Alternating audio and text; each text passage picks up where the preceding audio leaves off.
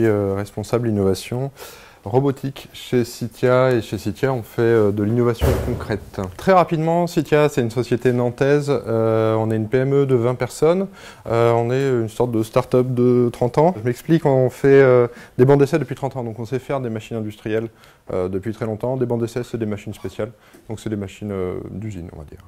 Et depuis 5 ans on a démarré une activité innovation robotique.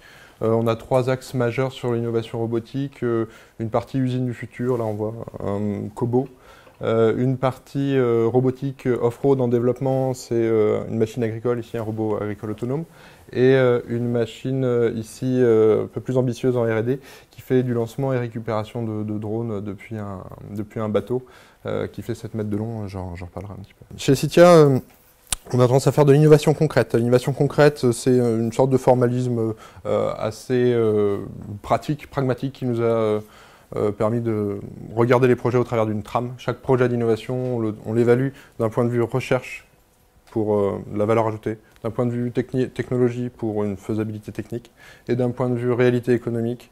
J'aurais peut-être dû commencer par ça, mon patron aurait voulu que je commence par ça, pour assurer la viabilité du projet. Même exercice de journée type. J'ai été moins précis sur les horaires. Ma journée type, elle commence par exemple par le matin sur une réalité économique. Une réalité économique pour moi, qui suis responsable d'innovation, c'est de trouver des financements pour mon activité. Tout d'abord, donc là on parle par exemple de projets collaboratifs, donc on trouve des partenaires et on monte des projets ensemble pour se les faire financer, en général par des initiatives, au travers d'initiatives publiques, régions, États, Europe. On commence par se mettre en ligne stratégique avec mon patron sur un développement. Typiquement, j'ai envie de développer un robot agricole autonome. On définit un projet, on verra un petit peu tout à l'heure ce que c'est un projet de recherche, et puis on détermine un consortium. Bien sûr, il faut finir par rédiger un petit peu. Pour tous ces aspects-là, je vais plutôt les illustrer par cette slide-là. Typiquement, on a développé un robot agricole autonome. Citia s'est entouré de 2 partenaires représentants d'un besoin, le marché agricole, Terrena et la CRAB, une grande coopérative, Terrena a 5 milliards de chiffre d'affaires. Ils connaissent les besoins, et nous on connaît les technos. On a fait ensemble une étude de faisabilité assez rapide qui nous permet de voir si oui ou non c'est possible. Alors oui, c'est possible, il existe des marchés, et puis il y a une philosophie de robot en assemblant des briques technologiques qui pourraient fonctionner. On a identifié un certain nombre de compétences qui pouvaient nous manquer. On a des laboratoires, Clermontois par exemple, Angevin aussi, sur de l'autonomie, de la perception du végétal. On se regroupe, on structure un petit peu nos tâches en lots, système, autonomie, sécurité, perception du végétal. Et là, on définit un projet pragmatique, en 3 étapes. Sur 3 ans, on va se faire des défis tous les ans. 1 mois, on se retrouve tous ensemble. On travaille sur des défis à complexité graduelle. Alors, du maraîchage, de la vigne, puis des cultures denses. La difficulté est graduelle, et à chaque fois qu'on passe un défi, on passe un certain nombre de marchés potentiels. Ça finit tout ça par un prototype qui débouche sur un premier de série, des produits déclinés en gamme pour accéder à d'autres perspectives de marché. C'est un petit pitch pour un projet, mais c'est ça, une vision de projet de R&D aujourd'hui. C'est ça, c'est trouver des compétences, évaluer des faisabilités technico-économiques, structurer une démarche, faire des jalons et obtenir des résultats.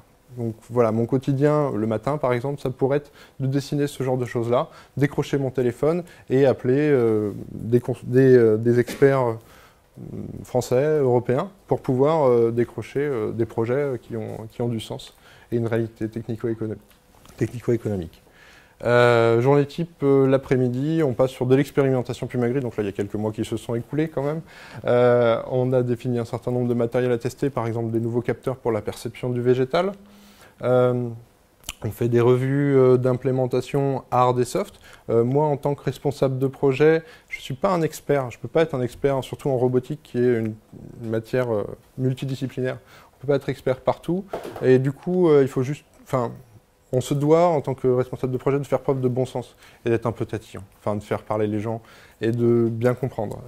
Sans être expert, je ne suis pas non plus complètement naïf, et il s'agit de se faire expliquer les choses. c'est toujours important. Des essais et de la capitalisation. En tant que responsable de développement de la partie robotique, je dois aussi m'assurer que ce que l'on réalise constitue des savoir-faire chez nous et que ces briques, ce ne soient pas seulement des briques qu'on assemble sur un robot, ce soit aussi des briques de savoir-faire que l'on capitalise chez nous. Ce qu'il faut pour pouvoir faire ça de manière efficace, c'est une culture générale techno. Par exemple, pour la définition du matériel à tester, il faut aussi faire de la veille en permanence sur ces domaines-là.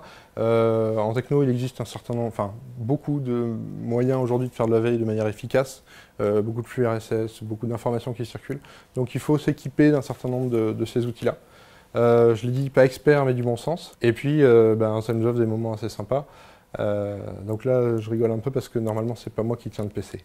Mais voilà, là, c'était Pumagri. On faisait du désherbage sur des salades en Bretagne. Il faisait pas chaud. Fin de journée, suivi de thèse, parce que avec une activité de recherche, on a des thésards chez nous.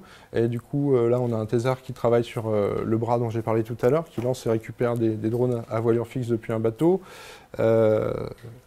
Suivi d'avancement, donc c'est aussi un peu de la gestion de projet, avec une particularité, c'est que là, on se situe en face à un étudiant, qui se retrouve avec un projet qui, lui, dure 3 ans, qui n'a pas du tout les mêmes échéances que le quotidien. Et il y a un espèce de grand écart court terme, moyen terme, long terme, qu'il faut savoir faire aussi sur des projets de R&D, sur mon métier d'animateur R&D, on est en permanence pris par un quotidien, il faut éviter de se laisser bouffer.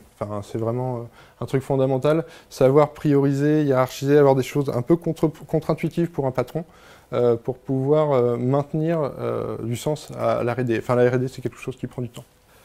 Quelques lectures de publications, pas 9800, on n'a pas le temps d'en faire autant, en tout cas à mon niveau. Et des échanges nourris, passer du temps et creuser. Une culture générale scientifique, là de la même manière, il existe des outils aussi pour maintenir une culture générale scientifique. Vous êtes la majorité étudiants formés, vous avez un background.